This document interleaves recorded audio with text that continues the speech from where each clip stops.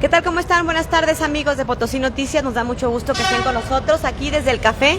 Hemos reanudado nuestras transmisiones y bueno, pues en este viernes ya estamos aquí con ustedes. Como siempre vamos a charlar, ya saben, este espacio está dedicado para ir platicando y conociendo diversas personalidades que van construyendo la historia de nuestro estado y que van sumando desde su especialidad, desde su ejercicio profesional, desde su esfuerzo particular, bueno, pues al conocimiento, a la cultura, a la formación, a todo tipo de experiencias. Para quienes por primera vez nos están sintonizando, les recuerdo que, bueno, pues lo que tratamos es justamente de mostrar aquí algunos testimonios de personas, personalidades, personajes que nos ayudan a entender qué está ocurriendo hoy en San Luis Potosí.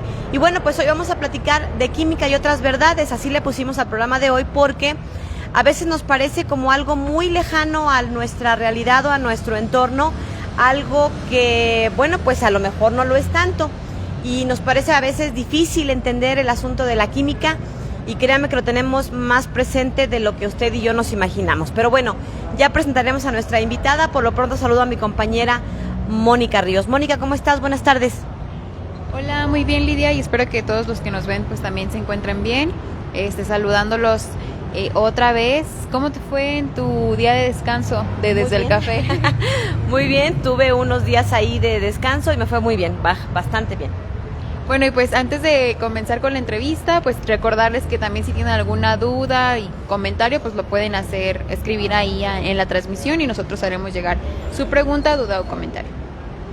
Así es, y bueno, pues vamos a saludar a nuestra invitada de hoy. Ahorita les vamos a invitar, como siempre, pues que se vengan el fin de semana a probar el menú del buffet de donde estamos hoy, de nuestros anfitriones de esta tarde. Estamos desde la parroquia Morales. Y bueno, pues vamos a saludar a la catedrática de la Universidad Autónoma de San Luis Potosí. Ella es la investigadora María Eugenia Charo. ¿Qué tal? ¿Cómo estás? Muy buenas tardes. Muy bien, muchas gracias. Buenas tardes. Gracias por haber aceptado la invitación y bueno, pues por aceptar platicar con nosotros. ¿Por qué la química? ¿Te gusta mucho la química? ¿Qué estudiaste? Cuéntanos un poquito. Sí, bueno, muchas gracias por la invitación. Estaba muy joven, creo que en la secundaria cuando sentí por primera vez la atracción a la química. A lo mejor no la conocía del todo, no sabía a profundidad de qué se trataba, ¿verdad? Era una materia de la escuela, pero no sabía precisamente qué tanto abarcaba. La primera vez que entré a un laboratorio fue la primera vez que me sentí totalmente atraída a la química. Me acuerdo como si fuera ayer que entré y desde que empecé a manejar los instrumentos, a conocer el material, dije yo me quiero dedicar a esto. No quité el dedo del renglón, después estuve en la prepa y ahí en un colegio de bachilleres había la posibilidad de entrar en alguna de las capacitaciones que eran laboratorista y contador y alguna otra que no recuerdo. Y fue cuando dije, pues ahora sí necesito meterme a la capacitación para saber de lleno si esto va a ser a lo que me voy a dedicar. Y sí, hice la capacitación en laboratorista químico y a partir de ahí dije, pues hacia donde haya que moverse para hacer de esto una profesión, que fue cuando llegué a la Facultad de Ciencias Químicas, que es en donde he estado desde el 2004. Llegué un día en el 2004 y no me fui. Bueno, pues déjenles platico un poquito de su semblanza curricular. La verdad es que tiene una trayectoria, ella es muy joven, pero bueno, tiene una amplia trayectoria.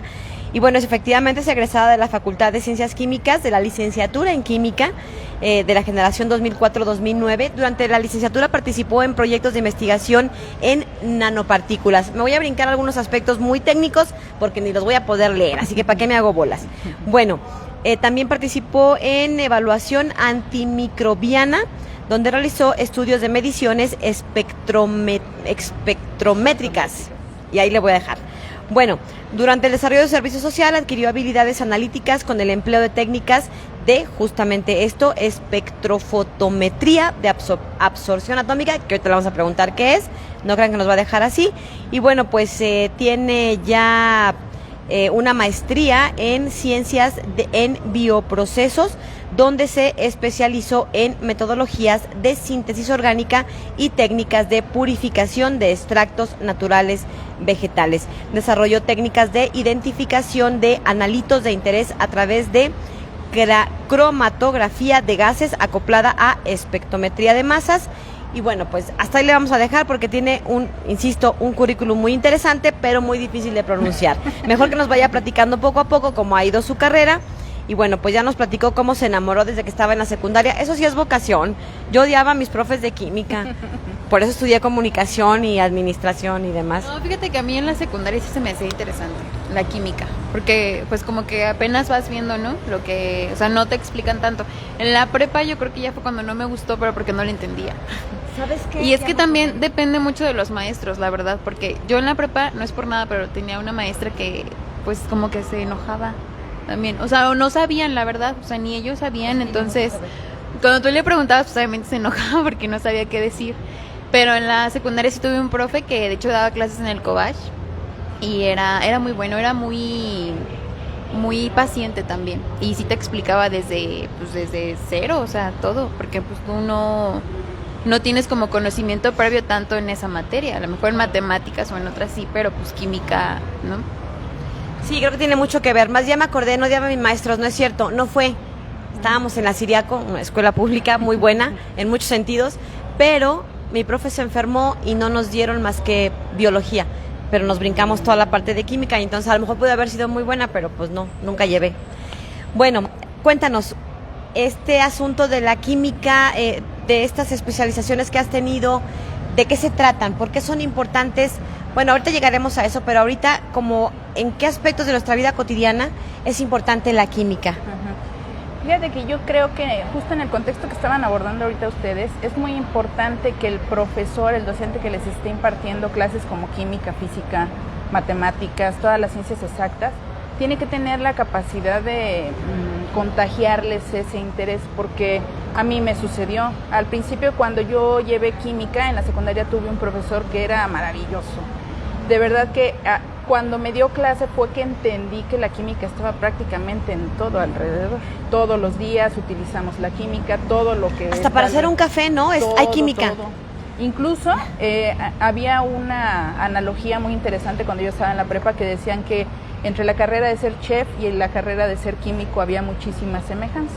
Luego también vi un meme que decía que era lo mismo, nada más que en el laboratorio no hay que chupar la cuchara.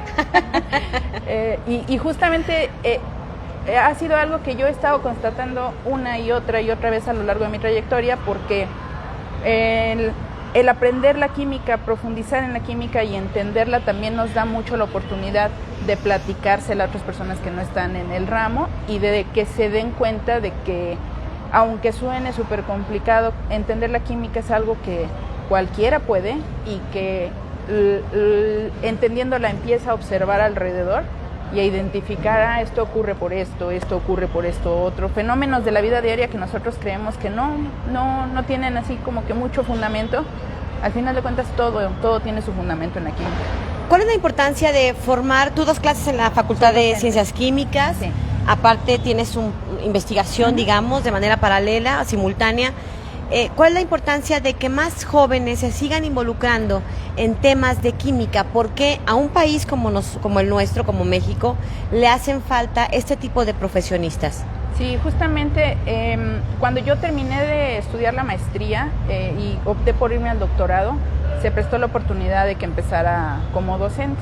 Al principio casi creo que es la generalidad que los que somos estudiantes en química decimos, no, de dar clase no. Pero hay algunos que una vez que lo probamos nos damos cuenta de que es la vocación. A mí me gusta muchísimo hacer investigación, es lo que más disfruto en el laboratorio, pero ahora que he sido docente también he aprendido que tengo la oportunidad de explicarle a mis estudiantes desde un nivel, ahora sí que no bajándome, ¿verdad?, pero poniéndome a la altura de la conversación con ellos, cuál es la importancia. Entre más estudiantes se convenzan, les guste y aprendan las materias de química y de las carreras de química, mayor potencial tiene el país para crecer, porque cuando yo era estudiante era muy difícil que tú pudieras entrar a hacer en un programa de posgrado una investigación muy compleja. A lo mejor te decían, sí puedes entrar, pero no tenemos muchas herramientas. Y terminaba migrando el estudiante para irse a hacer algo más especializado a países en Europa, en Europa, en Estados Unidos. Ahorita ya la infraestructura ha mejorado bastante y desafortunadamente los estudiantes a veces no saben, y tenemos muchísima instrumentación analítica y química que les puede ayudar a empezar a crecer en sus conocimientos, y que de verdad volteen a ver que en México ya hay pues estudios de categoría internacional. El laboratorio en donde yo estoy trabajando es reconocido internacionalmente. El que es mi asesor de tesis, el doctor Jorge Toro, lo reconocen a nivel internacional, tiene en el Sistema Nacional de Investigadores, ya tiene nombramiento como emérito, y eso es como una plataforma para que todos los que venimos detrás podamos ir armando un futuro en donde pues el país se vea, que se note que México ya puede desarrollar investigaciones profundas y grandes. Justamente ahora que fue lo del COVID, la Facultad de Ciencias Químicas tuvo mucho que ver en investigación acerca de vacunas. Y yo creo que justo en ese tipo de situaciones es cuando toda la comunidad en general, la sociedad, voltea a ver la química y la importancia que tiene. Justo tuvimos aquí, recordarán ustedes, hace un par de semanas, si mal no recuerdo, al doctor Fernando Díaz Barriga, quien también es un investigador muy reconocido, el doctor Toro Vázquez, como nos menciona la invitada de hoy, la doctora María Eugenia Charo, también tiene un nivel de investigadores que dentro de este sistema que se reconoce a través de CONACYT, del Consejo Nacional de Ciencia y Tecnología en nuestro país. Bueno, pues existe, digamos, que una clasificación para darle un reconocimiento a los mejores de los mejores, a nuestros científicos que hacen el mejor trabajo de investigación, y esa clasificación, digamos, que se agrupa dentro del Sistema Nacional de Investigación, que es el famoso SNI. Bueno, pues justamente es un mecanismo para ir certificando, digamos, ¿no? Reconociendo el trabajo, porque créanme que es picar piedra, hacer investigación, para vida de que diría mi abuela, para vida de que te publiquen un artículo con ese reconocimiento, es porque ya pasaste muchos filtros y ya lo hiciste de tal forma bien hecho que merece ser publicado. Y bueno, pues de eso vamos a platicar. Pero a ver, leíamos en tu semblanza curricular que habías hecho algunos estudios, alguna investigación relativa a nanopartículas de ZN, no sé cómo se lea. Óxido de zinc. Óxido de zinc. Perdón mi ignorancia, pero yo soy comunicóloga. Pero a ver, y su evaluación antimicrobiana. Cuéntanos, como con peras y manzanas, ¿de qué va? Ok. Cuando estaba en la licenciatura, en el 9º semestre de la carrera de licenciado en química, se desarrolla un proyecto de investigación. No es tan complejo como a lo mejor el trabajo de una tesis de posgrado, pero le empiezan a meter a los estudiantes la idea del método científico, de los pasitos que se llevan para proponer un proyecto. Y en aquel entonces yo trabajé con la maestra Lupita Zapata, que fue directora ahí de la facultad hace 2 periodos, y nos estaba como muy latente el buscar formas de generar materiales que fueran antimicrobianos. En mi caso, empezamos a explorar la síntesis de nanopartículas de óxido de zinc. No hay mucha diferencia entre el óxido de zinc, por ejemplo, en polvo, y a lo mejor las nanopartículas en términos de composición, porque prácticamente pues, son lo mismo, pero a través del control de diferentes variables físicas y químicas se logra que las partículas de óxido de zinc queden en tamaños nanométricos, o sea, en dimensiones pequeñísimas, chiquititos. ¿Por qué tiene esto importancia? Porque nos hemos dado cuenta a lo largo de este tiempo que ha estado muy el boom de lo nano, que el comportamiento que tiene esta molécula química, pero en ese nivel microscópico de tamaño, varía mucho con respecto al uso que puede tener en un tamaño macro. En mi caso, yo lo que hice fue evaluar, una vez que hicimos la síntesis, caracterizamos las nanopartículas que eran pequeñísimas de óxido de zinc, las impregnamos en telas, en textiles, y después les hicimos siembra de microorganismos. Y nos dimos cuenta de que en los textiles donde no había nanopartículas, pues el microorganismo se empezaba a proliferar, crecía y era un hongo ahí una bacteria, pues es que como una infección, ¿no? Sí, claro, en la tela. Textil. Y cuando los impregnábamos con nanopartículas no se generaba la proliferación. ¿Qué le pasa a la tela? ¿Se pica o se...? No, se daña, se afecta simplemente, ¿no? No sé, me imagino como ropa así como con humedad, de que se les hace como un hongo. Exactamente, así, exacto. así. No sé si se han fijado, pero incluso prendas que nosotros tengamos guardadas después de mucho tiempo, las sacamos y tienen un olor extraño. Sí, huele. Muy frecuentemente eso ya es la presencia de alguna bacteria. una bacteria. Es una bacteria que está, a lo mejor no tiene la capacidad de descomponer el textil, pero está generando ahí, pues. Y eso aplicado, eso aplicado, digamos, ya a otro tipo de áreas, Ajá. ¿En qué se ve?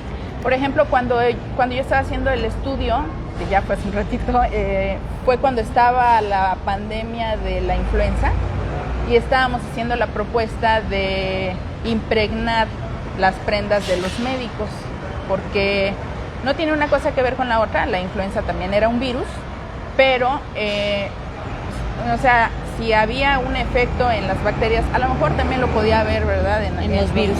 Entonces, proponíamos que los textiles y todo lo que se utilizara en las salas hospitalarias y todo eso ya llevara el recubrimiento que contenía las nanopartículas para evitar justamente contaminación. Es que imagínense ustedes la importancia de todas estas investigaciones cuando, como lo vimos en 2020, la pandemia no avisó, la pandemia de COVID surgió súbitamente y en cuestión de unas semanas se había extendido en todo el mundo. Estas investigaciones que llevan años, recursos humanos, recursos económicos, etcétera, sirven justamente para eso, para en estos casos de crisis de la humanidad, saber qué hacer. Así se inventó en la NASA quizá el microondas y ha salvado vidas, esa tecnología aplicada en la cocina de usted y en la mía en el microondas, pero ha sido aplicada para la ciencia en muchos otros aspectos. Después vemos que, bueno, estudiaste ya la maestría. ¿En qué fue tu maestría y por qué? En bioprocesos. Uh-huh. ¿Qué son los bioprocesos? En la universidad hay diferentes programas de posgrado. Hay algunos que se agrupan como las ciencias químicas, hay otros que son ciencias en bioprocesos, ciencias farmacológicas, y podría sonar como que son un poco de lo mismo todas, pero ya profundizando en la parte que se trata de caracterizar del proyecto de investigación, se pueden entonces englobar, por ejemplo, las farmacológicas, pues todo lo que son medicamentos, la síntesis de nuevos compuestos. La parte de ciencias químicas está un poquito más orientada a algunos materiales, a síntesis, pero a lo mejor de polímeros, de algunas otras cosas. Y la de bioprocesos se queda un poco en el centro, pero ayuda a mezclar algunas cosas de lo inorgánico con lo orgánico y lo biológico. Justamente yo hice trámites para entrar en el posgrado en la maestría en ciencias en bioprocesos y comencé a trabajar en síntesis orgánica. Y la síntesis orgánica la utilicé para hacer síntesis de algunas moléculas que pudieran tener actividad antimicrobiana. En realidad, el procedimiento que nosotros hicimos al inicio fue conseguir una serie de plantas así como hierbitas, ¿verdad?, de las que vemos cuando vamos en la carretera, que están todas alrededor. Hacíamos nuestra recolección en un municipio que se llama Guadalcázar y después nos traíamos toda la plantita, entendiendo que estas plantitas ya tenían un background, ¿verdad?, un precedente de que las comunidades las utilizaban para, ay, que me duele la cabeza, ay, que me duele la pancita, ¿no? Entonces, como la gobernadora que mi abuela usaba para la panza. Exactamente. O el, ¿cómo se llama el que nos da la abuela Mariana? El listafiate. Todas también. esas. ¿Has probado el listafiate? Sabe a rayos. Delicioso. Pero te quita te quita la diarrea. El dolor de estómago, de golpe.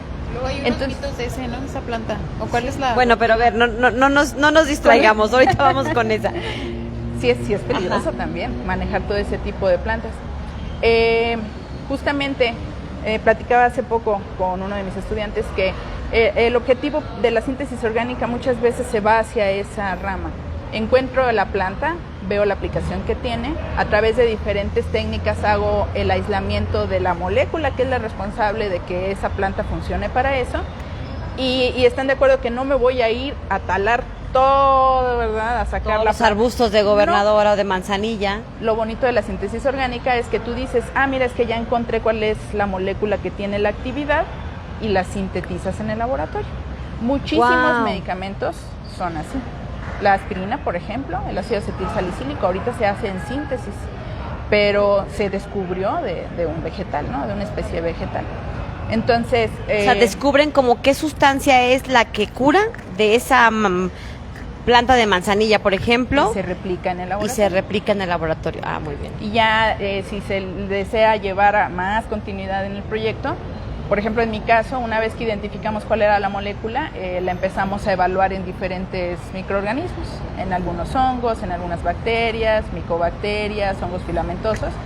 Y ya hay procedimientos estandarizados desde hace mucho tiempo que ayudan a encontrar cuáles son las dosis en las que funcionan.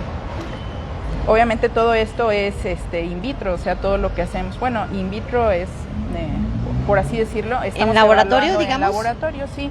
Ya para pasar de las moléculas que se van descubriendo a una etapa más profunda para proponerlo como medicamento, pues sí, el procedimiento es mucho más largo y mucho más complejo. Pero eso es algo que a mí me gusta mucho contarles a mis estudiantes, porque cuando les hablo eso, de alguna manera abordamos el aspecto de que a lo mejor un día va a existir un medicamento que uno de ellos empezó a trabajar en un laboratorio. Ahorita muchos de ellos, por ejemplo, los de la carrera de químico farmacobiólogo, observan que hay síntesis de muchos medicamentos que ya están muy bien caracterizados y han de pensar, uy, para que yo lo logre, ¿no? Para que yo logre tener una patente de alguna molécula activa, pero en realidad todo lo que existe como un medicamento sintético empezó justamente así, en un laboratorio con un químico que estaba interesado y que dijo, me voy a poner a trabajar. Y ese químico puede ser cualquiera de todos los que se encuentran ahorita estudiando. Estamos platicando con la doctora María Eugenia Charó. Ella es investigadora de la Facultad de Ciencias Químicas de la Universidad Autónoma de San Luis Potosí. Y estamos platicando pues de la química y otras verdades, porque la verdad es que insistía yo al principio en este mito, como en este tabú de que no, la química es muy difícil. Y así como nos lo está contando, pues hasta yo hubiera sido química, ¿verdad? Pero bueno, cuéntanos, a mí me preocupa un poco los estudiantes pospandemia, los chavos que acabaron la prepa y que tenían como ciertas inquietudes, pero el estar en casa, encerrados, sin el contacto con el laboratorio o sin el contacto humano, físico con los profes, ¿qué tanto les afectó? ¿Cómo lo recibiste? ¿Cómo ves a estas nuevas generaciones interesados, involucrados, animados? O al revés, a lo mejor andan ahí medio depresivos, no sé, ¿cómo los ves tú que tienes contacto con estudiantes? Sí, desafortunadamente sí me ha tocado ver que el rezago no es nada más académico, el rezago también es emocional, es muy fuertemente marcado en esta generación que es post-pandemia. En muchas ocasiones me ha tocado atender estudiantes, ahí en la universidad, en la facultad, todos los que somos docentes, hay un programa al que podemos inscribirnos para participar que se llama tutorías académicas. Todos los estudiantes de la facultad tienen que tener tutores. Entonces el tutor se supone que es un apoyo para el estudiante en el término académico, si tiene algún problema, si necesita alguna asesoría, pues estamos ahí para ellos. Pero hemos tenido últimamente reuniones en donde hemos platicado entre profesores que la tutoría está requiriendo un esfuerzo extra porque los estudiantes están pasando por periodos depresivos muy preocupantes y no son uno o dos, o sea, se está volviendo una generalidad. En el caso de los estudiantes que yo me enfrento a la hora de docencia, pues es marcado, pero a veces como no tienen la interacción muy tú a tú con el profesor, pues se vuelve un poco difícil para nosotros acercarnos, ¿no? Sobre todo que no lo puedan interpretar como un acoso o alguna cosa personal contra el estudiante. Pero casi que en cada una de las reuniones que tenemos de la tutoría yo trato de transmitirles las estrategias que yo tomo. Me gusta mucho a la hora de dar clase ponerme en un ambiente relajado, cómico a veces, tranquilo, con mis estudiantes para abrir ese portal a la confianza, porque de verdad que no hace mucho que fui estudiante y recuerdo que se necesita alguien a quien decirle, oye, estoy preocupado por esto, estoy preocupado por lo otro. Desafortunadamente no hay muchos profesores que tengan esa apertura, pero al menos dentro de los que estamos en esta generación, creo que muchos se están abriendo a esa idea. El rezago educativo es muy grave, pero hay un factor común. El rezago académico siempre trae detrás a un estudiante que no tiene a alguien que lo apoye, que no tiene a alguien que le diga, oye, ¿cómo vas? Oye, ¿por qué vas mal? ¿Qué está pasando? Yo he tenido casos de estudiantes que han estado fallando mucho académicamente y cuando hablas con ellos no es porque no sean inteligentes o porque no tengan la capacidad, es porque tienen muchos problemas en casa y los problemas que tienen no cuentan con alguien que los apoye para resolverlos. Ahora, ¿cuál es la enorme diferencia entre esta generación y en la que yo estudié? Porque yo les digo que yo de estudiante era un relajo. No me acuerdo haber sido depresiva ni nada de eso. ¿Pero que eras relajienta o qué? Sí, no, era otra cosa. Mira, ¿quién la viera? Que no Sí, la vean sí. sus estudiantes, maestra. Si me están viendo mis profesores, eso es lo peligroso. Yo recuerdo mucho que cuando yo fui estudiante de licenciatura, a lo mejor había un momento en el que estabas triste, a lo mejor estabas preocupado, una materia veías que no te estaba yendo bien, y entonces en ese momento, ¿qué pasaba? Pues tenías al compañero de al lado, ¿no? Y le decías, y no voy a pasar físico-química. Y el otro te decía, se me hace que yo tampoco. Y tú decías, bueno, ya no estamos tan mal, ¿verdad? Somos dos, no, el problema no soy yo, ¿no? Y todo eso le faltó mucho a esta generación COVID. Todos ellos la pasaron solos en sus casas, tomando la clase frente a una computadora, y los aisló de una manera que ahorita yo pienso que el trabajo es ser excelente como académico en términos de conocimiento de tu materia, pero también empezar a tener una apertura real a que el estudiante necesita que tú le tiendas la mano y le des la confianza. No les voy a decir que soy excelente, o sea, como persona pues también tengo mis asuntos, ¿verdad? Mis problemas personales, pero semestre tras semestre creo que si algo ha sido mencionado dentro de mis evaluaciones como docente es justamente eso, que me acerco a los estudiantes, trato de no darles miedo, tienen dudas, aquí estoy para responderlas, a tratar de ayudarlos. Y afortunadamente sí he visto muchos cambios, sí he visto estudiantes que al principio del semestre en la esquina, callados, sin preguntar nada, abrumados, deprimidos, y al final del semestre convencidos de que tienen la capacidad y logran aprender y logran discutir, y al menos a mí eso me da mucha satisfacción. Más maestros de eso necesitamos, porque es eso, es ponerte en los zapatos, ¿no? Es estar entendiendo que detrás quizá de todos estos estudiantes problema hay un montón de historias personales, ¿no? En donde, bueno, pues quizá es el factor económico, quizá es el factor familia, y en fin, que se van sumando. Le dejamos que le tome su cafecito mientras nos echamos el gol que tenemos que mencionar, porque no podemos dejarlos que se vayan sin probar la cocina de la Parroquia Morales. Ya saben, todos los fines de semana aquí pueden traer, es un ambiente muy familiar, muy rico. Hay una isla, Mónica, no sé si ya veniste, creo que ya veniste, ¿verdad? A la isla donde está la señora preparando las gorditas y los sopes y las quesadillas de guisado o los huevos al gusto. ¿No te tocó? No. A mí sí me tocó, y bueno, la verdad que está muy rico. Y bueno, pueden fruta, bueno, ya saben que Mónica es más light que yo, me gusta la garnacha, ella no tanto, pero es parte de lo que sí, ella es más saludable que yo. Ya debería yo, porque a mis años ya no estoy tan saludable. Pero bueno, el asunto es, no nos distraigamos, que en la Parroquia Morales ustedes pueden el fin de semana degustar de un delicioso buffet de comida mexicana. Y bueno, pues las gorditas y los sopes que de repente se nos antojan a todos, aquí los pueden encontrar, ¿no? Que te traigan tus hijos por tu cumpleaños. Es que ayer fue su cumpleaños. Ya no estás balconeando ¡Ay, aquí. felicidades! Gracias. Felicidades. Bueno, seguimos entonces con esta charla sobre la química y otras verdades. Justo en este tema de los estudiantes, ¿qué tanta eficiencia terminal tienen en la Facultad de Ciencias Químicas? Digo, a lo mejor no los datos exactos, pero ¿cuáles son, digamos, los factores que ayudan o que desaniman? No sé, en ese sentido, ¿qué mapa tengan en la facultad? También más o menos, por ejemplo, a la licenciatura de Química, ¿cuántos alumnos ingresan y cuántos logran terminar? Sí, ya en mi perspectiva como profesor, a veces a mí me pasa que digo, ay, ¿por qué batallan tanto los muchachos si no es para tanto? Pero no, la realidad es que la Facultad de Ciencias Químicas sí tiene un programa curricular para cada una de las licenciaturas bastante competitivo con la UNAM, con universidades de Europa y de Estados Unidos, en donde se profundiza mucho acerca de muchos temas. Hola. Últimamente me he dado cuenta de que ya las 5 licenciaturas de la facultad, que son ingeniero en bioprocesos, ingeniero químico en alimentos, el licenciado en química y el químico farmacobiólogo, a cada una de las licenciaturas se le está incluyendo un proyecto final, ¿sí? Profesionalizante. Y yo creo que esto es lo que está haciendo, lo que está marcando la diferencia entre la Facultad de Química y otras universidades.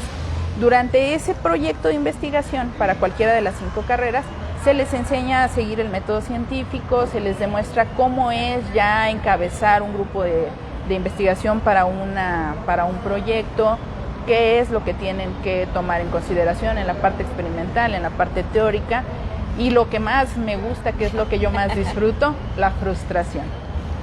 ¿Por qué? Cuéntanos. Un estudiante que durante sus 4 años de licenciatura ha sido como dirigido hacia donde tiene que ir en sus materias, de que mira, si necesitas esto está en este libro, si necesitas esto está en este laboratorio, o en el laboratorio, si necesitas este reactivo está en este sitio. Cuando se enfrentan a los proyectos profesionalizantes es totalmente distinto, es decirle al estudiante, ¿sabes qué? Ya, te toca, ponte a hacer tu revisión bibliográfica, ponte a proponer tu proyecto de investigación, la hipótesis, los objetivos, el desarrollo, la discusión de resultados. Y no, como les digo, o sea, no es un proyecto así de que, el premio Nobel, ¿verdad? Pero es un proyecto que ya los prepara a lidiar con la frustración de ya ser un investigador, de ya ser un trabajador de laboratorio. Porque sea en el ámbito de investigación o en la industria, cuando ya están en un laboratorio trabajando, se van a enfrentar a momentos en que el experimento no da. A veces es porque algo falló en el procedimiento, puede llegar a ser incluso porque no me levanté de buen humor, se los digo por experiencia. En todos estos proyectos que están haciendo, además de que se están generando resultados de ciencia básica muy interesantes, también se les está dando como un cubetazo de responsabilidad a los estudiantes que los está ayudando a salir muy bien preparados. Yo me he dado cuenta porque en el laboratorio donde estamos hace poco una de mis compañeras, la doctora Anaid, estuvo asesorando un grupo de estudiantes que desarrollaron un producto alimenticio. Y me encanta porque siempre, a mí también me pasó con mis grupos de estudiantes que he trabajado, siempre los primeros días es, ay, ¿qué vamos a hacer? Ay, sí, qué padre, ay, no, que yo primero, hasta se pelean. Medio semestre y están, no salió, oh, mañana hay que venir, ay, no, hoy nos vamos a ir a las 10 de la noche. Y todo ese tipo de cosas los enseña a que no es cualquier cosa y que lo van a enfrentar en su vida profesional. Y la parte más importante, yo me atrevo incluso a decirles a los estudiantes, aunque ya estén en 9º semestre, si estás en el laboratorio y para ti en vez de ser una experiencia fascinante es una pesadilla, no estás en donde debes de estar. Tienes que revisar bien tus prioridades, ¿sí? Porque pudo ser un estudiante que toda la licenciatura dijo, me va bien y está bien, pero es otra sensación. La de estar es chocar en el con la realidad laboratorio. quizá, ¿no? Porque hay un estudio de una universidad española que habla de las habilidades y competencias que están buscando los empleadores, gobierno, empresas, todos los que ofrecen trabajo cuando los chicos terminan la universidad. ¿Qué están buscando? Más allá de que hayan tenido 10 en química o 10 en matemáticas, están buscando habilidades y competencias que tienen que ver con trabajo en equipo, comunicación efectiva, tolerancia a la frustración. ¿Por qué? Porque esa es la vida diaria. Te equivocas, te caes, no te rompes, te levantas. Sí te dueles, sí te frustras, pero reinicias. Y eso es lo que a nivel mundial, no solo en México, no solo en España, están buscando los empleadores. Gente que empiece a crecer, a madurar y que como factor humano no le cueste tanto porque se tiene que integrar a equipos de trabajo. Pudiste haber sido muy bueno en el estudio de tu carrera, pero porque trabajaste solo, de manera individual. Pero al llegar a la planta, a la industria, a la oficina, al laboratorio, tienes que hacer trabajo en equipo. Y a veces los chavos no le dan tanta importancia a las materias de humanidades o de comunicación, y no porque sea comunicóloga, pero creo que también es parte de una formación integral, ¿no? Así es, y sobre todo si cuando llegan a la industria o al laboratorio donde van a trabajar les toca ser líderes. El manejo de gente es complejo y ellos tienen que aprender a hacer todo eso desde una perspectiva ágil, no tanto que se vuelvan los súper amables amigos de todos, pero que tengan la capacidad de pedir de modo las cosas que necesitan. Sí, dinos, perdón. No, perdón, y se me olvidó responderle su pregunta que sí es, después de todo este procedimiento que sí es cansado, sí empieza a descender, ¿no? A desertar el número de estudiantes que terminan la carrera. De licenciado en química no estoy muy segura cómo están ahorita las estadísticas, pero cuando yo fui estudiante éramos como 25 a la generación y a lo mejor terminamos como 11. 11. El 50%. Ya nos mencionabas un poquito de pasada hace rato el nivel de la Facultad de Ciencias Químicas. ¿Está a nivel de competir con la UNAM, por ejemplo, que es una de las mejores en el ranking de universidades a nivel internacional? Sí, de hecho eso se nota mucho también en las colaboraciones. ¿En las qué, perdón? En las colaboraciones. Ahorita hay muchísimo trabajo interdisciplinario entre otras universidades y la Universidad Autónoma de San Luis Potosí, no nada más en química, en las facultades de ciencias, en el Instituto de Física. El conocimiento que se está desarrollando ahorita, que se está generando por parte de los laboratorios de la Autónoma de San Luis Potosí, se empata mucho con las investigaciones, no nada más a nivel nacional e internacional. A mí lo que me gusta mucho de eso es que los estudiantes tienen la oportunidad de conocer otras universidades también. Yo he conocido o he tenido cerca de mí estudiantes que se van a hacer estancias a Estados Unidos, a Francia, a Japón, que se van a la UNAM hasta por periodos pequeños de tiempo. Han habido ocasiones incluso que la gente de otras universidades pide que vayan estudiantes porque quieren ver el otro punto de vista, ¿no? La investigación que se está haciendo aquí. Como lo mencionabas hace ratito, o sea, la autónoma se reconoce porque cada vez tiene más miembros del Sistema Nacional de Investigadores. Y para poder ser parte del Sistema Nacional de Investigadores se necesita tener publicaciones de calidad que estén en revistas indexadas. El hecho de que cada vez haya más estudiantes, más integrantes del SNI, quiere decir que hay más investigaciones que están respaldadas, que están revisadas y que están publicadas con muy buena reputación. Entonces, yo creo que a pesar de que ha pasado todo este asunto del COVID, que a lo mejor las crisis a nivel mundial han sido duras, ahorita este momento es un buen momento para ser investigador, para tratar de ser químico. A lo mejor muchos van a decir, pues sí, pero es que no pagan bien porque estamos en México, ¿verdad? Pero cuando se hace por vocación, yo digo que si disfrutas lo que haces y te gusta en lo que estás, al final de cuentas la recompensa viene ahí, ¿no? O sea, saber que estás generando un cambio en el mundo. Yo la verdad estoy participando ahorita en un programa de la facultad que se llama Las Rutas de la Ciencia, de la Química, perdón, Las Rutas de la Química, donde visitamos algunas comunidades de bajos recursos y les presentamos experimentos químicos, cositas de las que hacemos ahí en la universidad, porque yo creo que ahorita es un momento muy importante para que todos los estudiantes sepan que es un punto importante en la historia de la humanidad para dedicarse a hacer ciencia, de verdad, porque hubo una época, ¿verdad?, hace muchísimos años en que se descubrieron las vacunas, los elementos, muchos fenómenos físicos que nosotros no conocíamos, pero ahorita estamos entrando en una era tecnológica impresionante. O sea, ahorita hay muchos médicos que están investigando equipos tecnológicos que operan, ¿verdad? Todos esos avances de la tecnología están generando que sea un buen momento para dedicarse a hacer ciencia. Repito, no necesariamente que sea el mejor momento para ser científico, pero es un muy buen momento para dedicarse a la ciencia si es tu vocación. Es un muy buen momento. ¿Tu doctorado en qué especialidad o en qué tema? Y hablabas hace rato de la importancia de estar publicando y justamente tú tienes recientemente la publicación de un artículo. Uh-huh. Esto puede parecer muy simple, pero no es que escribamos una nota de prensa y ya. Es un artículo científico que, como ya nos decía, tiene cierto rigor académico y científico, obviamente, en el que tiene que pasar por muchos filtros para que se lo puedan publicar en una revista especializada. No es que se lo vayan a publicar en el TV Notas o en el TV Novelas, no. O en el Pulso o en el Sol, con todo respeto, que son publicaciones periodísticas, sino en publicaciones especializadas en el tema científico del que se trate. Así que bueno, pues no es una ruta fácil. Cuéntanos un poco de esa parte de tu trayectoria. Sí, cuando terminé la maestría entré a trabajar en este laboratorio donde estoy ahorita, que se llama Físico-Química de Alimentos. Este laboratorio se dedica a hacer investigación principalmente en grasas, algunas alimenticias, algunas empleadas en cosmetología o en fármacos. No sé si han escuchado, pero últimamente ya está muy frecuente la prohibición de grasas malas para la salud, que suelen ser las grasas que son alto contenido en trans o alto contenido en grasas saturadas.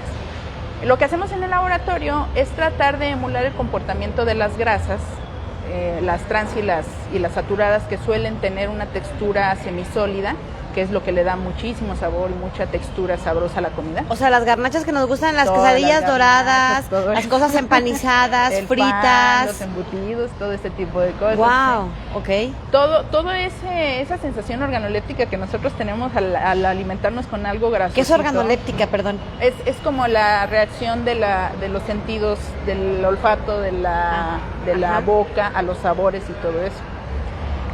Por ejemplo, si estamos hablando de un panqué, un pan de los embolsados que venden, lo probamos y se nos hace tan rico y decimos, ay, qué sabroso. Un pastelillo de chocolate, una dona de esas que venden carísimas. Así es, todo eso tiene grasas saturadas o grasas trans.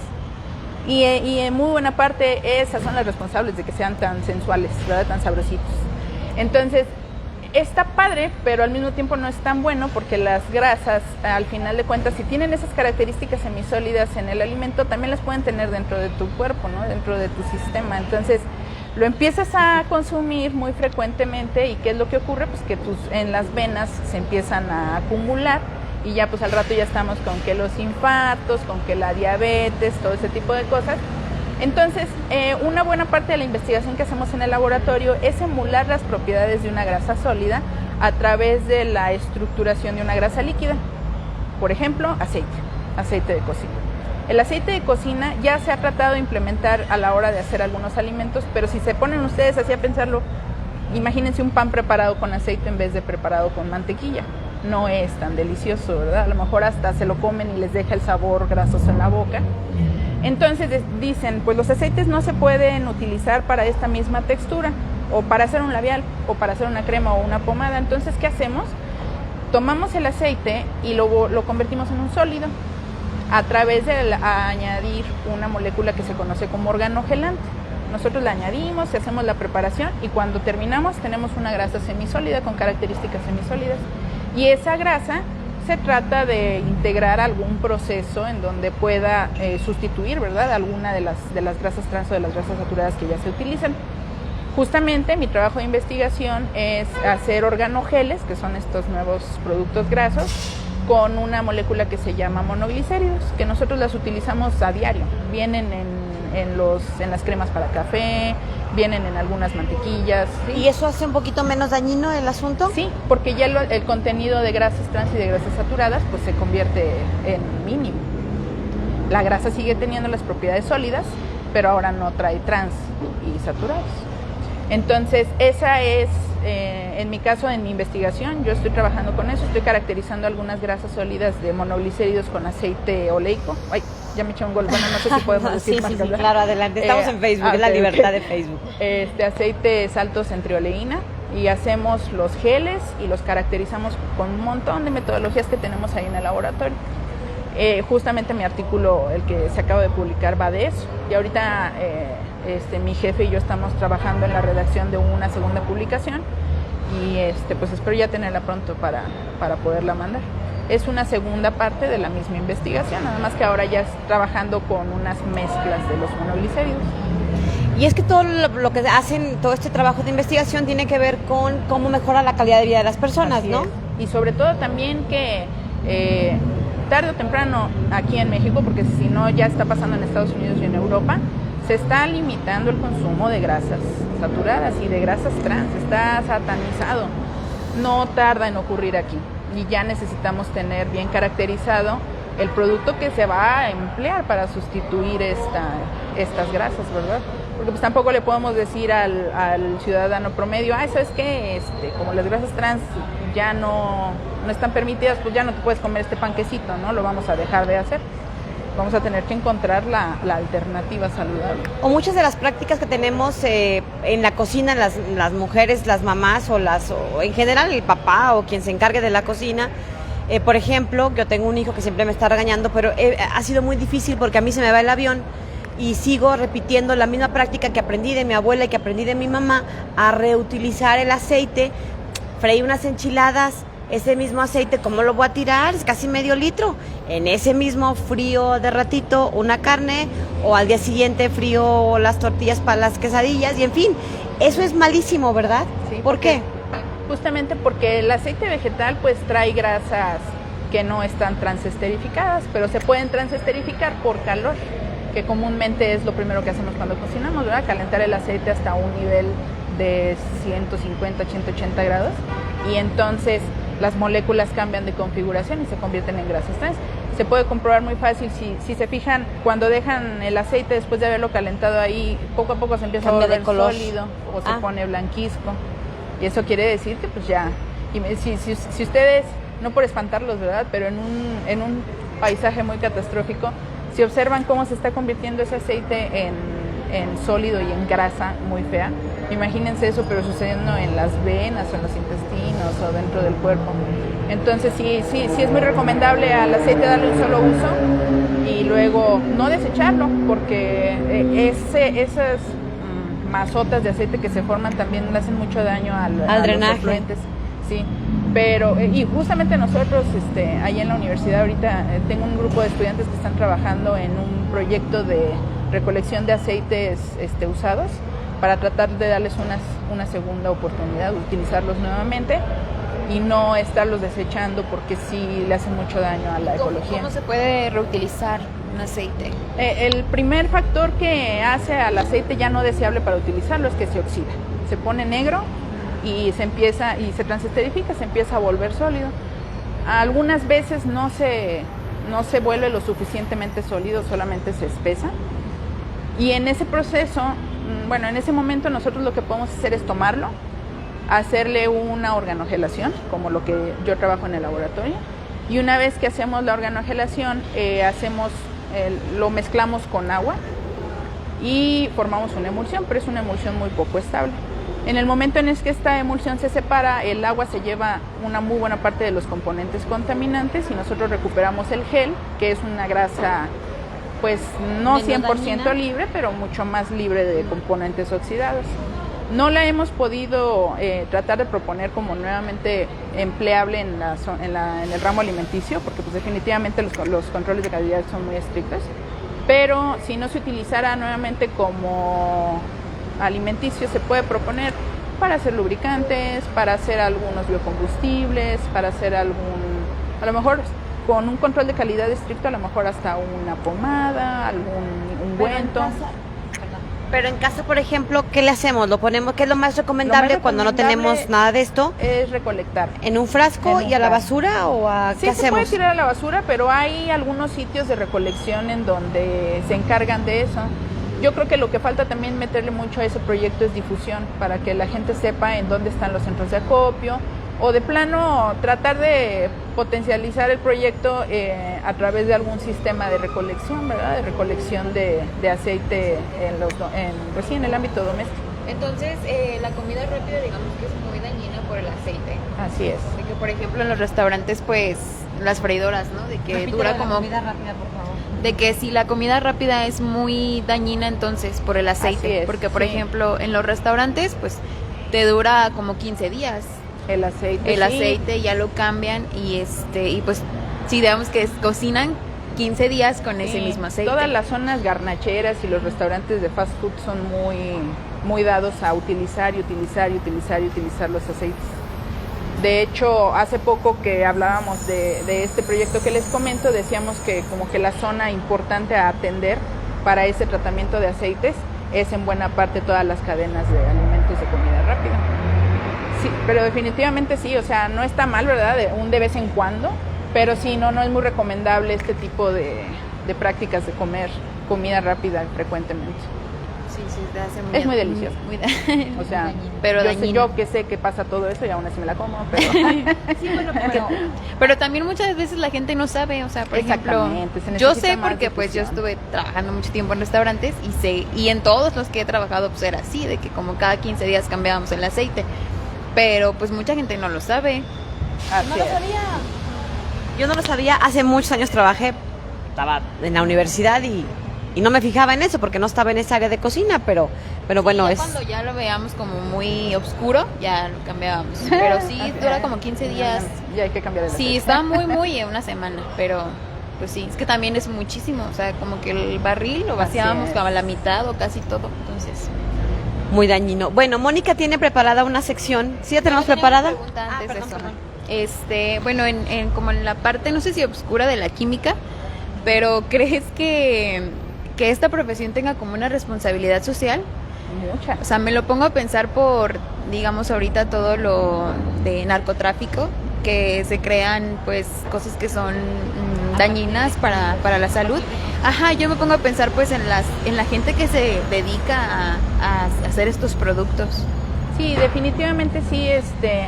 Se supone que en parte todas las materias que los estudiantes llevan en las humanidades y todo eso debe de estar muy inculcado la ética, porque sí aprende uno. No van a llegar al salón a decirte, les voy a enseñar a hacer metanfetaminas, no. Pero tú aprendes metodologías por las cuales puedes llegar a hacer algo, productos y nocivos. Claro que una vez que ya conoces lo básico, si eres muy buenillo experimentando e investigando, puedes llegar a hacer varias cosillas, ¿no? Pero fíjate que por alguna razón yo me he dado cuenta durante todo mi tiempo siendo estudiante o maestra que el estar en un laboratorio te vuelve muy responsable y te vuelve muy ético, te mete mucho en la cabeza, por ejemplo, el tratamiento de los residuos, cuando estás haciendo un experimento que no se te derrame, que no lastimes al compañero, todo este tipo de trabajo en equipo, también te vuelve muy consciente de que debes de ser benéfico para la sociedad, ¿no? O sea, no prestarte a una circunstancia como esas, no vas a estar exento, o sea, definitivamente a lo mejor llegan un día y te dicen, te voy a pagar tantos miles de... Son tentaciones que están en todas las profesiones, digo, en los Así médicos, en los periodistas, en todos, ¿no? Pero sí, la verdad es que he conocido, creo que durante todo mi tiempo no me ha tocado conocer a alguien que yo le vea la verdadera intención de dedicarse a eso, no. En todo caso, las partes más corruptas que me ha tocado a mí conocer como química es cuando manipulan resultados para que a lo mejor quede mejor la investigación o por ejemplo, si un restaurante está haciendo sus pruebas de salubridad contigo, pues ahí así como que me doy un dinerito y te pongo ahí que tu índice de limpieza, ¿no? Exacto, o algo así está al 100. Está mejor de lo que debería, ¿no? Pero aún así no es algo frecuente. Y es que la corrupción, creo yo, está en todos lados y la corrupción somos todos al final, o al sentido inverso, ¿no? La solución también somos todos. Así es. Y son tentaciones y prácticas que están en todas las profesiones. Ahí depende, digamos que la responsabilidad social pues prácticamente está en todos nosotros. ¿Algo más, Mónica? Antes de anunciar tu sección estrella. No, ya. Es que no le platicamos antes, pero bueno, ustedes ya la conocen. Tenemos una sección en donde Mónica hace una serie de preguntas a través de las cuales son preguntas rápidas, sencillas y solo nos sirven un poco para darle, digamos, un cierre más ligero a la entrevista y a conocer un poco más del personaje que hemos invitado. Así que si quieres contestar, contestas y si no, pues te la brincas. Va. Pero no es nada complicado, está sencillo. Antes, bueno, pues no llegó algo No, más bien déjame preguntarle algo que nos llegó del público. ¿Cómo influyen los intereses de las grandes corporaciones en las investigaciones de nuevos fármacos? Hemos oído mucho que las grandes corporaciones de las farmacéuticas tienen en su poder prácticamente el destino de la humanidad porque son corporativos muy poderosos económicamente y bueno, hay muchas cosas que se dicen que no sabemos si es verdad o no, por ejemplo, que seguramente ya tienen la cura del cáncer pero no la sueltan. Uh-huh. ¿Qué tan cierto es esto? ¿Qué tantos mitos hay en torno a esta industria? Pues yo creo que como en todo, ¿no? O sea, sí debe de haber un cierto nivel de verdad en el hecho, sobre todo porque sí, las compañías farmacéuticas pelean mucho por las patentes, por cuál medicamento es mejor, por los costos y todo eso, pero tanto como para llegar a la realidad de que ya existe una cura para una enfermedad que no se está soltando, no, ya se me hace muy complejo. Todo el procedimiento en el que se logra llegar a un fármaco exitoso es muy complejo y yo siempre he creído que el químico o el grupo de químicos que está detrás, o sea, que tiene responsabilidad detrás de esos fármacos, no se conformaría a decir, ¿sabes qué? Sí, ya funcionó, pero no hay que venderlo para que se muera la gente. No, pero se me hace como muy complejo que eso pudiera llegar a ocurrir. Era igual que cuando estaba el COVID y decían, no, es una enfermedad creada en laboratorio para matar a la gente y no sé qué. A mí me gusta pensar que el nivel de ética y responsabilidad social del ser humano promedio no permitiría que algo así ocurriera. Que sí hay laboratorios en donde sí se toman la libertad de vender los medicamentos a precios muy excesivos, sí. Pero pues también ahora sí que, pues es que no sé qué decir, la verdad es que hay para todo, ¿no? Hay para todo en el mundo. A lo mejor los profesionistas que se encargan de hacer el fármaco no son necesariamente los que dicen, ay, no se, véndeselos carísimo. No, son otras decisiones, grupo, ¿no? ¿verdad? En otro nivel directivo, Exacto. propietarios, etcétera. Cosas que en las que ya no influimos, ¿no? La escala del poder, como Así siempre. es. Bueno, listo, Mónica, ya las encontramos. Sí, a ver, son preguntas rápidas. ¿Sí? Ok. ¿Perros o gatos? Perros, ¿Chilaquiles rojos o verdes? rojos, ¿Cuál es tu platillo potosino favorito? los tacos. ¿Es potosino? Pues, ¿Tacos de qué? Los tacos de, así como que los tacos en general, ¿no? Barbacoa, O potosino, a lo mejor los ¿O qué tacos? rojos. Tacos rojos. O si no, ¿qué tacos también? Ah, los Para tacos ir- los de la esquinita son para mí. Ay, sí, los de la Ay, esquinita, los sí. amo. ¿De cuál esquinita? Sí, como Oh, tres. ya. Aquí, que está aquí por la Siriaco. Ah, sí. Ya Sí, no sí, van 10 de a pagar 10. patrocinio. Se me no hizo sé, agua la la boca. esquinita. Y no pagan patrocinio, pero bueno. ¿Qué es lo que más te gusta de San Luis Potosí?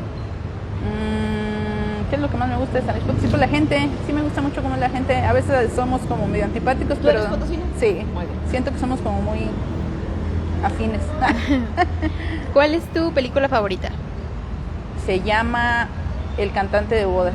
¿El cantante de bodas? No la conozco. Es Adam Sandler y Drew Barrymore. Esa o la de cuando Harry conoció a Sally. Cualquiera de las dos. Ah, esa es una joya de película. ¿Eres team frío o team calor? Frío, 100%, sí. ¿Cuál es tu color favorito? El morado. ¿Cuál es el último libro que leíste o cuál es tu libro favorito? El último libro que leí, es que me lo regaló una estudiante, pero no me acuerdo muy bien cómo se llama. La librería de la medianoche. ¿Así se llama? ¿La librería de la O medianoche? la librería o la biblioteca de la medianoche. Sí. Ok. ¿Cómo te definirías en 3 palabras? Responsable. Buena amiga. Y malgeniuda. Esa última la tenía que decir porque si no, no me van a creer los demás. Si no hubieras sido lo que eres hoy, ¿a qué te hubiera gustado dedicarte? Si no fuera química, a lo mejor me gustaría dedicarme. No, yo creo que a la química. Por alguna razón es como lo mío. Si pudieras pasar un día con alguna persona famosa, ¿a quién escogerías y qué harías durante ese tiempo con él o ella? Ya falleció, pero si pudiera conocer a alguien súper famoso sería Stephen Hawking. Y sí le preguntaría cosas así como medias existenciales. No sé si sepan quién es, el de la silla de ruedas. Su manera, como su filosofía de vida me daba mucha curiosidad. Era muy frío, ¿no? Muy analítico, muy... Pues sí, al final un científico muy duro, creo, Sí, ¿no? Y sobre todo, es que siempre, en el químico siempre existe la batalla interna entre el creer y no creer en una entidad divina y él lo tenía como aterrizado de una manera que a mí me hubiera gustado mucho. Muy claro, saber. para él no existía Dios, punto. Así es. Stephen Hawking. ¿Qué empleos has tenido? He sido, no me lo van a creer, pero es que la familia tiene negocios de relojería y joyería, entonces he trabajado como relojera, sé reparar relojes. ¿Sí? Sí. Atendiendo el negocio, o sea, he sido como atención al cliente, he sido maestra y pues creo que nada más, y o sea, investigadora, ¿verdad? Si pudieras regresar en el tiempo y volver a vivir el pasado, ¿qué cosas cambiarías? No, yo creo que no cambiaría nada. De todo se aprende. Bueno, pues ya esa era la última pregunta. Gracias. Bueno, pues muy bien, muchísimas gracias por habernos acompañado, por haber aceptado la Muchas invitación. gracias por Otro día te invitarme. invitamos con tus alumnos y nos vienen a platicar de Claro, algo que sí. estén haciendo, ¿no? Sí, Creo sí, que sí. eso nos enriquece mucho siempre y bueno, pues sobre todo para quienes están todavía por ahí buscando vocaciones, las vocaciones científicas, créanme que como ya lo dijo nuestra invitada, es un buen momento para nuestro país y para nuestro mundo y en nuestra época, para que se sigan despertando más vocaciones científicas que las requiere México, las requiere San Luis Potosí y los están esperando seguramente también en la Universidad Autónoma de San Luis Potosí. Gracias, maestra. Gracias a ustedes. Bueno, pues ya nos vamos. Gracias a todos por habernos acompañado. Los invitamos para que el próximo viernes, ya sabe, desde el café, los esperamos aquí en la Parroquia Morales y los invitamos para que nos sigan en nuestra página web, Potosí Noticias, y en nuestras redes sociales, como siempre, los invitamos para que nos estén siguiendo, Twitter, Instagram y Facebook. Mónica, gracias. Gracias, Lidia. Nos vemos el próximo viernes. ¿Vas a ir a la feria? No sé, todavía. ¿Tú? Hoy se inaugura. Bailar. ¿Tú de aquí saliendo? De aquí saliendo, no, ya estoy viejita, pero por ahí a las chavorrucas de Flans a lo mejor sí me aviento a conocerlas, a ver el Teatro del Pueblo. Pero bueno, ya nos vamos. Si va a ir a la feria, con precaución, por favor, no suelte a sus niños, es un evento muy masivo, así que con todas las precauciones, por favor, debidas. Gracias, soy Lidia Huache, pásela bien, hasta la próxima.